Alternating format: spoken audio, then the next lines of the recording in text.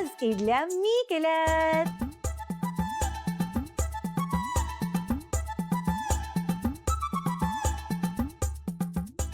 बाबा, हा, बाहेर 2 मुली आल्यात, तुम्हाला भेटायचं म्हणतात. बरं झालं कुणीतरी आलं. हा, येतो. मी का जाऊ? त्या आल्यात ना, त्यांना बोलू आतमध्ये. नाही बाबा, त्या म्हणाल्या की तुम्ही बोलवल्याशिवाय त्या आत येणार नाही. ते गुरुमाता योगिनींचा आदेश आहे असं म्हणाले. गुरुमाता योगिनी? नाही मीच जातो. मीच जातो. सत्यानाश. हाय, काय झालं? कोण आहेत या माता योगी?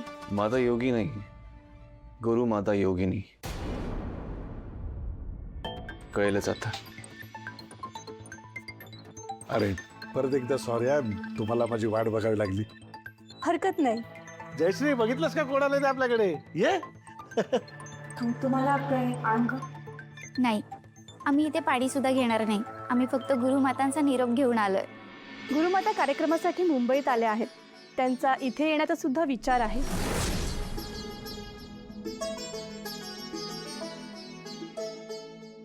अहो, हे त्यांचंच घर आहे. त्या घरात गुरुमातांचं स्वागतच आहे. हो, पण गुरुमाता येण्याआधी घराची इच्छा आहे की नाही पाहावं लागेल ना. अहो म्हणजे काय, त्या इथं आलं तर आमचं भाग्यच की. असं म्हणणं आणि खरंच तसं असणं ह्यात फरक असतो ना. हो, यासाठीच आम्ही इथे आलोय. काही क्षण आम्हाला ह्या घराचा सहवास हवाय.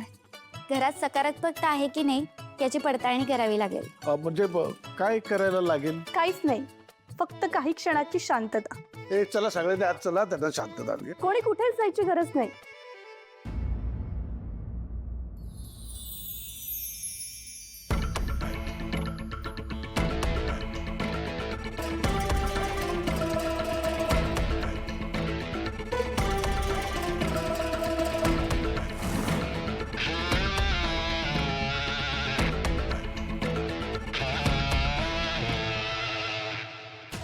ऐक ना, काय चाललंय सगळं?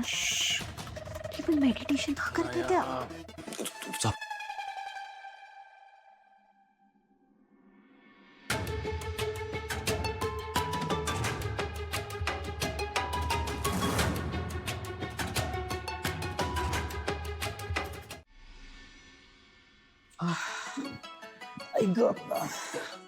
अरे वा, सगळे कामाला लागले, ते एक बरं झालं. चांगलं ना बाबा. असं समजूया की या वर्षी दिवाळी 2दा आली. हो रे, पण खरंच आत्या आली ना की सण असल्यासारखं वाटतं रे. खूप खूप लाड केलं तिने माझे, बरं का वसुंधरा. हा, बस, ही आत्या म्हणजे माझ्या बाबांची धाकटी बहीण.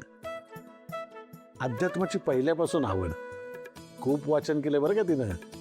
शिवाय इतकी वर्ष तपस्या.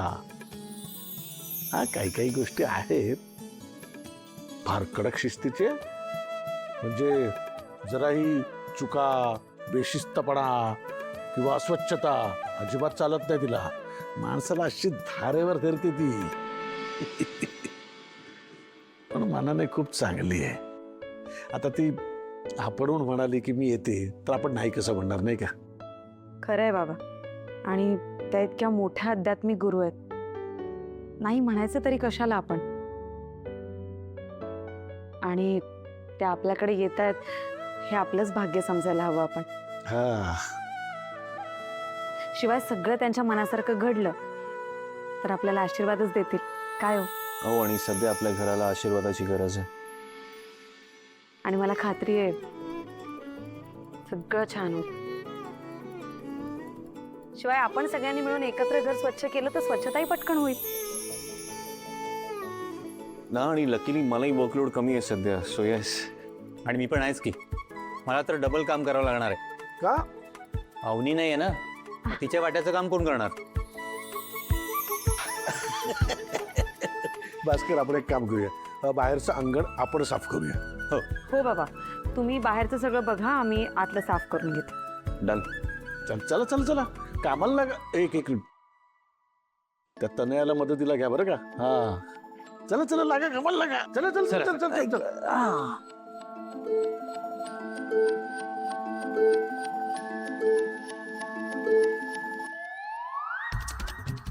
बाप रे, तनयाची मदत म्हणजे परत दिवसभर घरातली कामं मरून जाईल मी. एक minute. I call you back in some time. Okay, is that okay? Yeah see you yeah bye.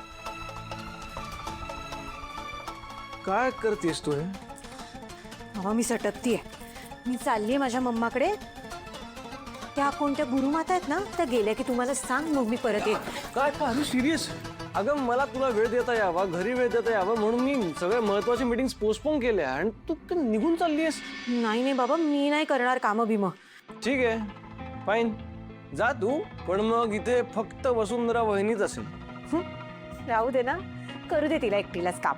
ते ती करेलच, पण आशीर्वाद सुद्धा तिलाच मिळणार. आणि मग घरातले सगळे फक्त तिचंच कौतुक करतील परत. तुला काय चालेल ते, नाही का?